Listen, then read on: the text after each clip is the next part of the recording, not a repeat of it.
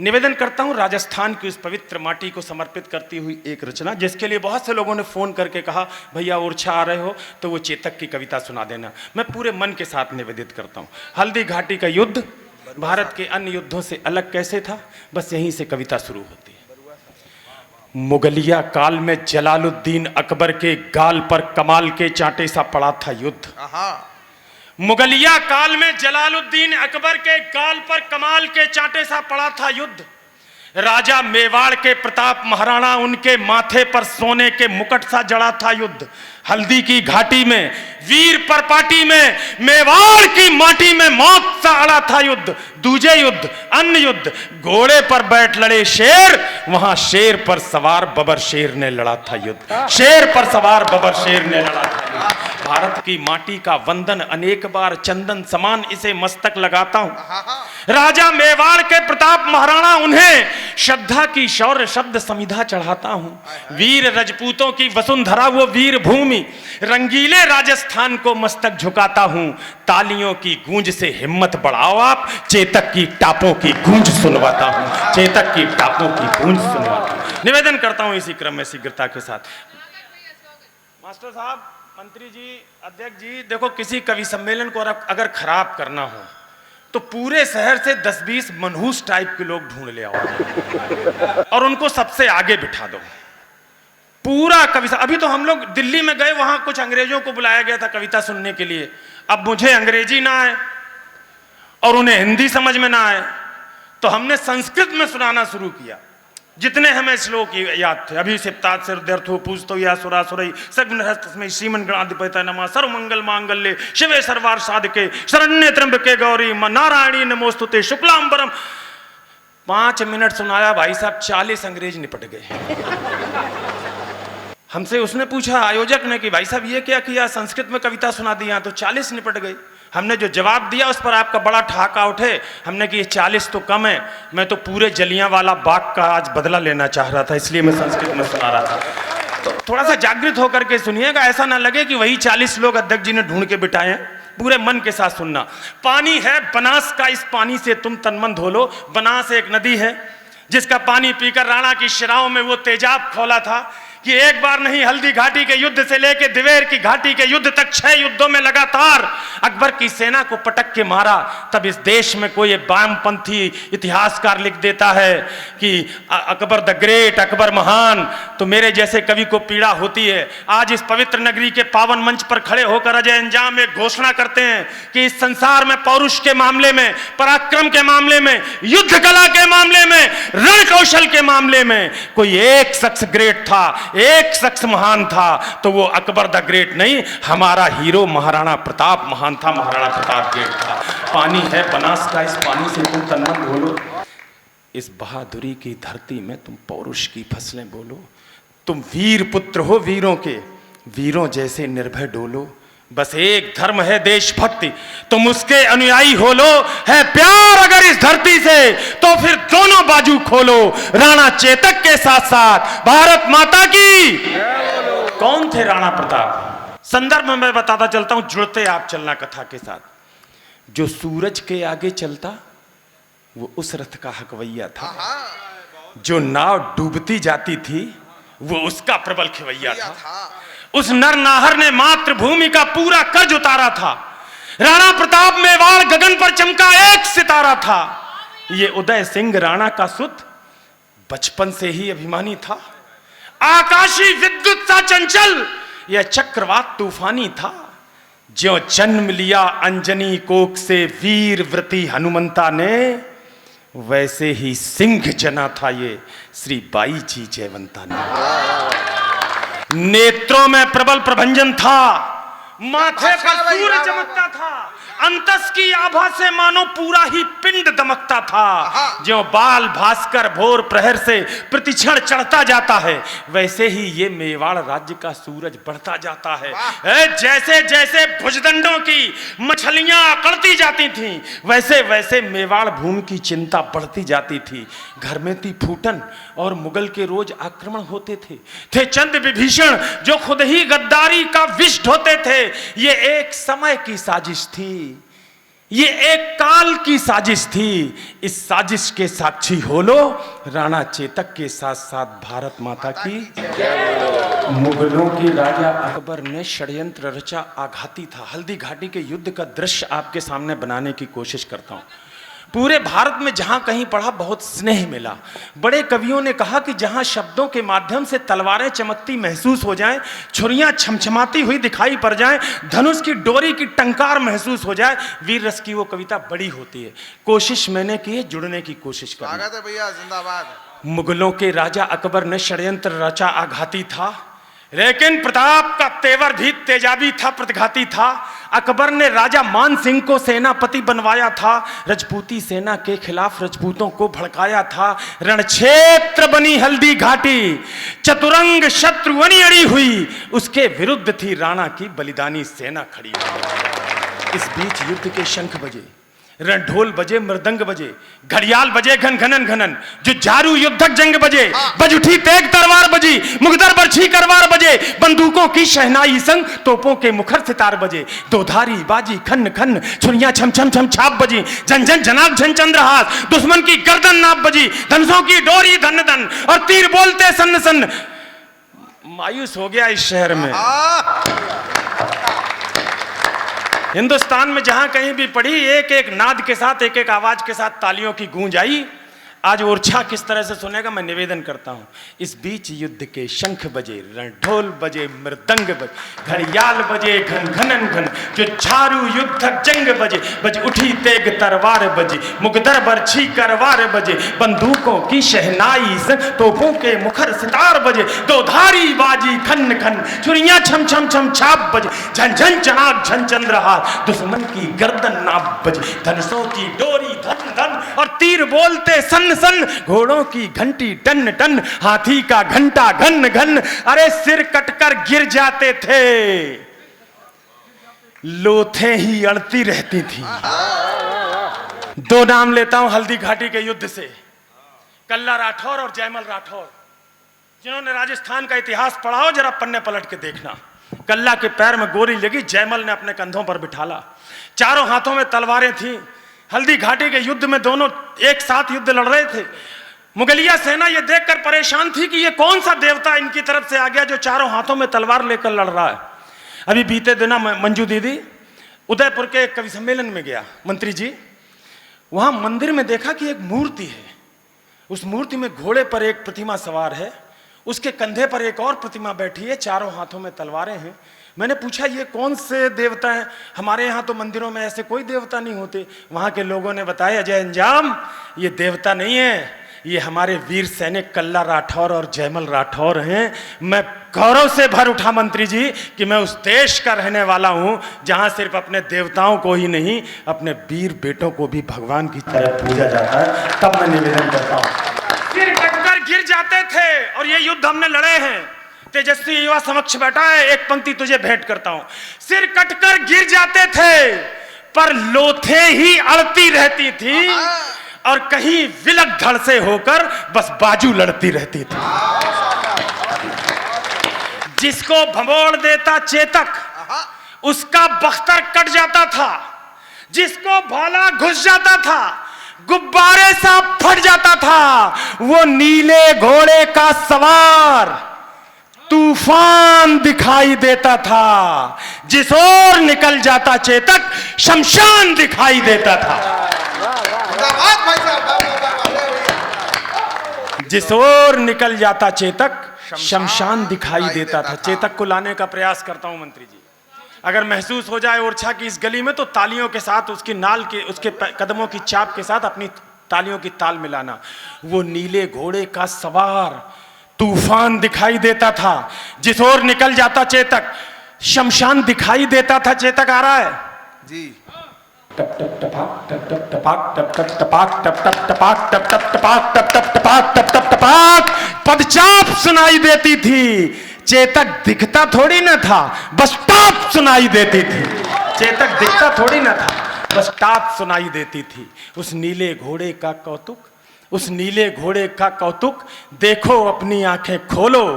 राणा चेतक के साथ साथ भारत माता की जय बोलो। भैरव बन गया त्रिशूल, और दोधारी चंडा बन बैठी। फिर रक्त बीज बन गए मुगल, बरछी चामुंडा बन बैठी। बैरी को तक्षक थे प्रताप, फुंकार बन गया था चेतक। ऐसे सुन रहे भाई साहब जैसे उधर जिले इलाही बैठे हो, इधर अनारकलियां बारी बारी से कविता सुना रही हो। वाह महाराज, मतलब कलेजा काट के रख दो, उनको यही लगेगा कि चिड़ैया अलोनी है। भैरव बन गया त्रिशूल और दोधारी चंडा बन बैठी। फिर रक्त बीज बन गए मुगल, बरछी चामुंडा बन बैठी। बैरी को तक्षक थे प्रताप, फुंकार बन गया था चेतक। थी सूखी घास मुगल सेना, अंगार बन गया था चेतक। अरे मुगलों की अभिमानी घुड़की, अब साथ देना, हिम्मत के साथ पढ़ रहा हूं, कहां पढ़ रहा हूं मुझे आभास है, आप में सुनने की सामर्थ्य हो तो तालियों से सूचित करना। मुगलों की अभिमानी घुड़की, एक और नाम लेता हूं, बहलोल खां, 6.5 फुट लंबा योद्धा। सनातन के बच्चों को देखता था, 3 महीने 4 महीने 1 साल के, दोनों हथेलियों में मुंडी दबा के चकनाचूर कर देता था। अकबर को यह अहंकार था कि इससे कोई जीतेगा नहीं। हल्दी घाटी के युद्ध में हमारे राणा के सामने फंसा, राणा ने एक छलांग लगाई, एक ही दोधारी का प्रहार ऐसा किया, बहलोल का कवच कटा, माथा कटा, सिर कटा, घोड़े के भी 2 टुकड़े होकर धरती में पड़े थे। तब निवेदित करता हूं, भैरव बन गया त्रिशूल और दोधारी चंडा बन बैठी। फिर रक्त बीज बन गए मुगल, बरछी चामुंडा बन बैठी। बैरी को तक्षक थे प्रताप, फुंकार बन गया था चेतक। थी सूखी घास मुगल सेना, अंगार बन गया था चेतक। अरे मुगलों की अभिमानी घुड़की पल में पुकार हो जाती थी। भाई साहब बैठ जाओ, एक कीमती पंक्ति सुना रहा हूं। मुगलों की अभिमानी घुड़की पल में पुकार हो जाती थी, जब तक वो अल्लाह कहते थे तलवार पार हो जाती थी। जब तक वो अल्लाह कहते थे तलवार पार हो जाती थी। बैरी के सर पर था चेतक, हाथी के ऊपर था चेतक, आंखों के आगे था चेतक, छाती के भीतर था चेतक, थल में चेतक, जल में चेतक, छल में चेतक, बल में चेतक। लोहू की नदियां बहती थीं, नदिया की कलकल में चेतक। पानी पर चेतक दौड़ रहा, चेतक चलता अंगारों में। वाणी पर चेतक डोल रहा, चेतक घुस गया विचारों में। अरे राणा पर होता वार अगर तो तुरंत झुकाई देता था, यदि यहां डूब जाता चेतक तो वहां दिखाई देता था।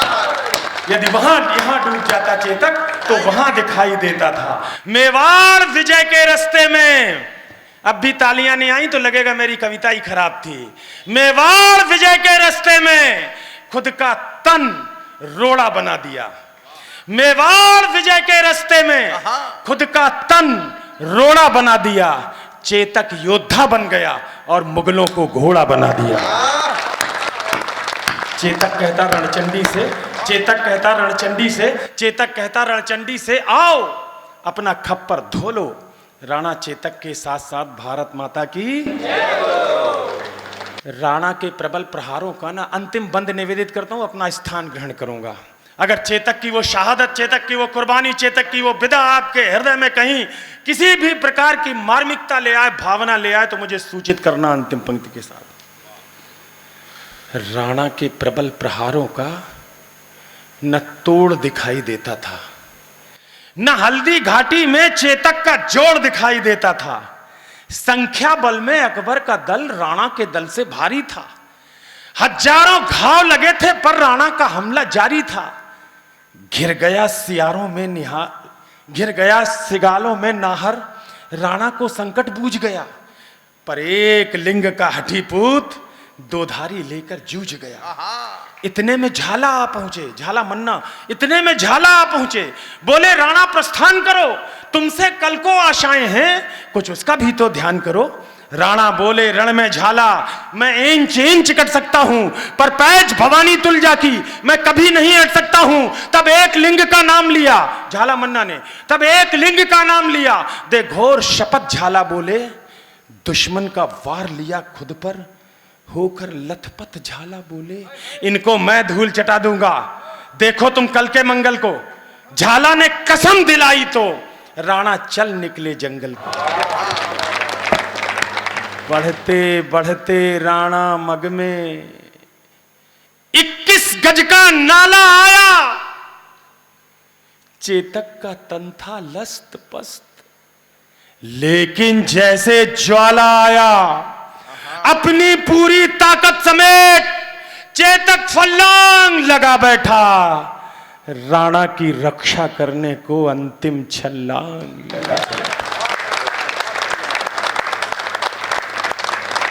उस नील अश्व ने स्वामी भक्ति का पाठ सभी को सिखा दिया।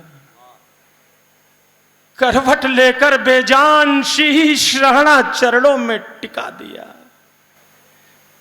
फिर लगा अचानक घोटक ने जैसे अपना मुंह खोला हो। घोड़ा बोल नहीं सकता, लेकिन कवि को यह छूट है कि अगर बोलता तो राजस्थान का घोड़ा क्या बोलता। फिर लगा अचानक घोटक ने जैसे अपना मुंह खोला हो। चलते चलते जैसे शहीद चेतक ने बस ये बोला हो, मालिक मालिक मालिक, मेवाड़ घराने का मैं कर्ज चुका कर जाता हूं, माथा सहलाकर विदा करो, मैं फर्ज निभाता हूं।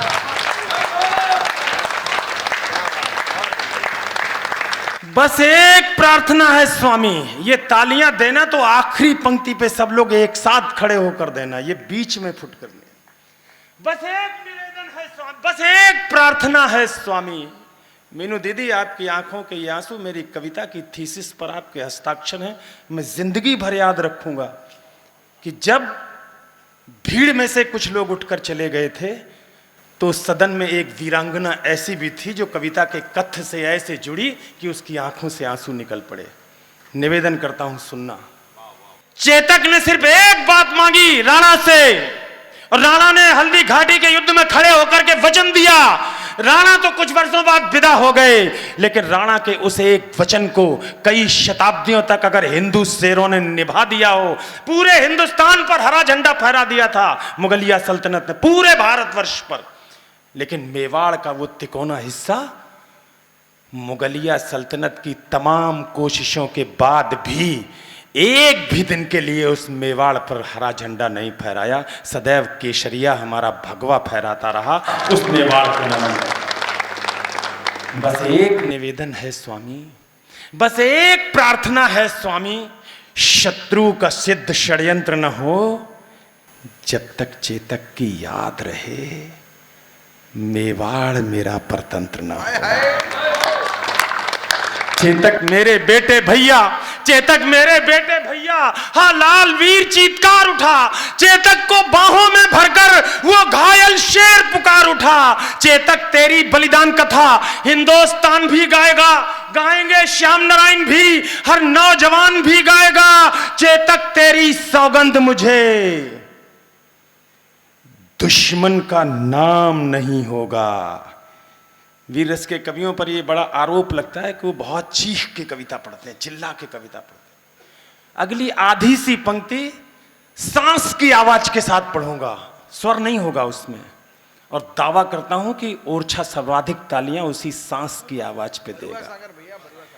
चेतक तेरी सौगंध मुझे दुश्मन का नाम नहीं होगा, जब तक ये राणा जिंदा है, मेवाड़ गुलाम नहीं। और एक वचन मेरा भी, अंतिम पंक्ति और विदा। कुछ लोग बीच में खड़े होकर तालियां बजा रहे थे।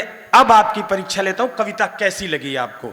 चेतक तेरी सौगंध मुझे दुश्मन का नाम नहीं होगा, जब तक ये राणा जिंदा है, मेवाड़ गुलाम नहीं होगा। और एक वचन मेरा भी है, राणा को भले न देख पाए हो, जीवंत चेतक को भले न देख पाए हो, लेकिन उसके स्टैचू देखे होंगे, उनकी स्मारकें देखे होंगी किसी चौराहे पर, राणा और चेतक। वहां से एक पंक्ति निवेदित करता हूं, अपना स्थान ग्रहण करता हूं। चेतक तेरी सौगंध मुझे दुश्मन का नाम नहीं होगा, जब तक ये राणा जिंदा है, मेवाड़ गुलाम नहीं होगा। और एक वचन मेरा भी है, जिसकी प्रतिपूर्ति नहीं होगी, चेतक तेरे बगैर राणा की कोई मूर्ति नहीं होगी। चेतक तेरे बगैर